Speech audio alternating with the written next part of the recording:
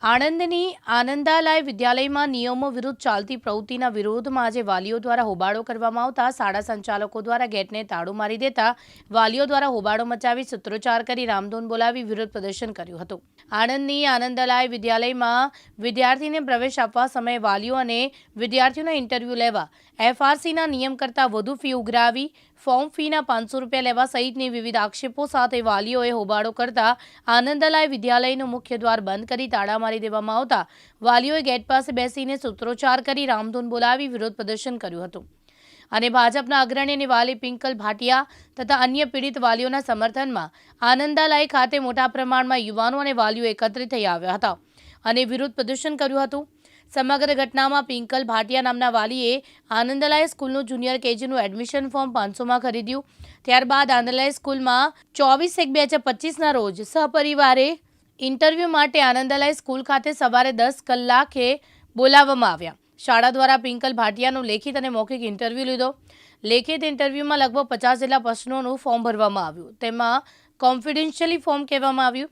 આ ફોર્મમાં કેટલાક પ્રશ્નો ગરીબો અને મધ્યમ વર્ગીય આત્મસન્માનને ઠેસ પહોંચાડે એવા આઘાતજનક હતા।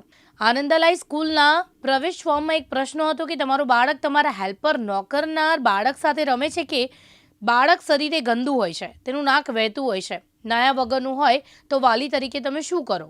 આવા અનેક અપમાનજનક પ્રશ્નો તે ફોર્મમાં હતા। તેનો પિંકલ ભાટિયાએ વિરોધ કર્યો છે।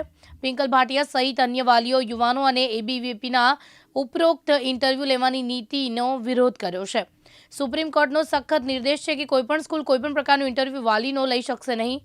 જુનિયર કેજીમાં 4 વર્ષના બાળકનો વળી કેવો ઇન્ટરવ્યૂ?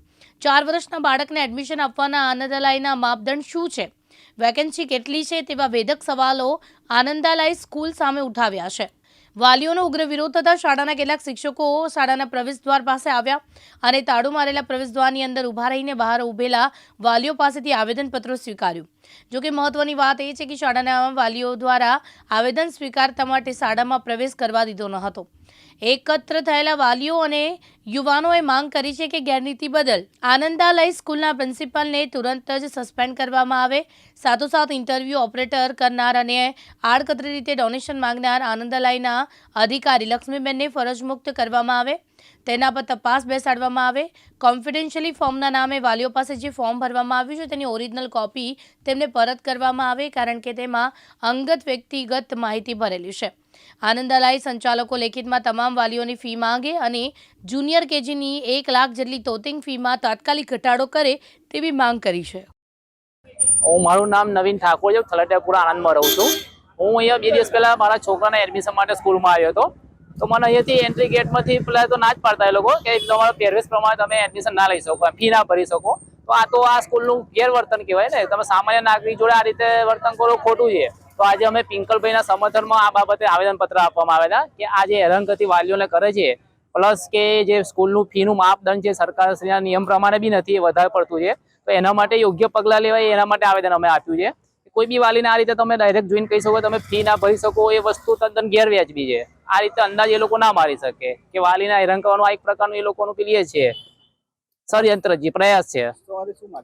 માંગણી એ છે કે સરકાર યોગ્ય અને કાર્યવાહી કરે। ફી છે, આ લોકો જે ફીનું ધોરણ છે સરકારશ્રીના માપદંડ પ્રમાણે નક્કી કરવામાં આવે, પ્લસ કે સ્કૂલની જે ફોર્મ ફી છે 500 રૂપિયા છે, સરકારશ્રીએ તો 100 રૂપિયાની આજુબાજુ નક્કી કર્યું છે અને આ લોકો 500 રૂપિયા લે છે, તે પણ એક ગેરવ્યાજબી છે। તો એને બી સરકાર એની તરફ ધ્યાન દોરે અને સરકારશ્રીના નિયમ પ્રમાણે એનું પાલન કરાવડાવે। તો અમારી એ જ માગણી છે। વંદે માતરમ, જય શ્રી રામ, ભારત માતા કી જય। સૌ પ્રથમ તો શિક્ષણ ક્ષેત્રે માનનીય વડાપ્રધાન નરેન્દ્રભાઈ મોદી અને ભારતીય જનતા પાર્ટીની સરકારો જે રીતે ઉત્તમ અને શ્રેષ્ઠ કાર્ય કરી રહી છે તેને હું ખૂબ અભિનંદન પાઠવું છું। ભારતીય જનતા પાર્ટીના કાર્યકર્તા તરીકે શિક્ષણ ક્ષેત્રે જે ઉત્તમ કાર્ય થઈ રહ્યું છે એને અમને ગર્વ છે, પરંતુ આનંદાલય જેવી કેટલીક ખાનગી સંસ્થાઓ વેપાર સમજીને શિક્ષણને ચલાવી રહી છે તેની સામે અમારો વિરોધ છે।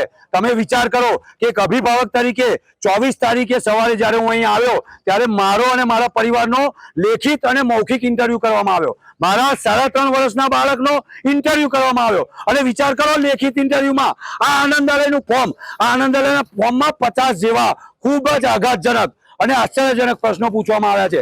એમાં છેલ્લા પાને પૂછવામાં આવ્યું છે કે જો તમારું બાળક તમારા હેલ્પરના છોકરા એટલે તમારા ઘેર કામ કરતા હોય કે નોકર હોય એવા ના છોકરા જોડે રમે અને જે છોકરું મેલું હોય, એનું સ્નાન ના કર્યું હોય, એનું નાક વહેતું હોય, એના નખમાં મેલ હોય, એ અનક્લીન હોય, એવા ગરીબના છોકરા જોડે જો તમારું બાળક રમે તો તમે શું પગલાં ભરો, એવું લેખિતમાં આનંદાલય નામની સંસ્થા પૂછી રહી છે. ઇન્ટરવ્યુના નામે સુપ્રીમ કોર્ટનો આદેશ છે કે કોઈ પણ સંસ્થા કોઈ પણ વાલીનો કે વિદ્યાર્થીનો ઇન્ટરવ્યુ ના લઈ શકે.